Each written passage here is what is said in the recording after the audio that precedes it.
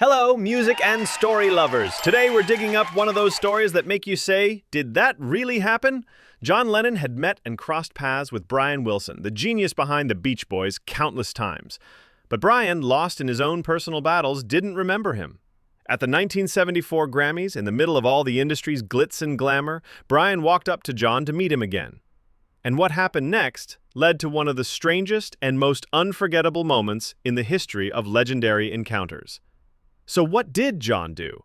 Get ready for one of the most curious stories you'll ever hear. At the 1974 Grammys, one of the strangest and most human moments in music history happened, as told by Alice Cooper. Alice said he was sitting with John Lennon and lyricist Bernie Taupin that night when he noticed Brian Wilson nervously pacing around, watching them from different angles. Suddenly, Brian came up to Alice and said, "Hey Alice, introduce me to John Lennon." Alice was surprised but said, "Brian Wilson, this is John Lennon. John, this is Brian Wilson." John calmly and kindly replied, "Hi, Brian. I've always wanted to meet you." Brian nodded, thanked him, and walked away.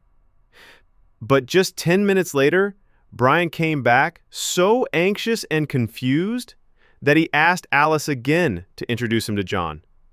Alice did it, and John, with the same calm, smiled and greeted him once more.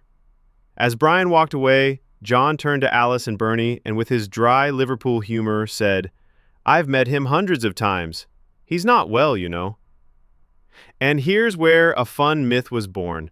Some say that at that moment, Lennon leaned over and smelled Brian's head, saying, "I just wanted to smell the head of a genius." But Alice Cooper never mentioned this in his story, so it's likely just a funny pop culture myth. What's true is that night, in the middle of Grammy lights and industry glitter, two geniuses met again, showing us that even legends have deeply human moments.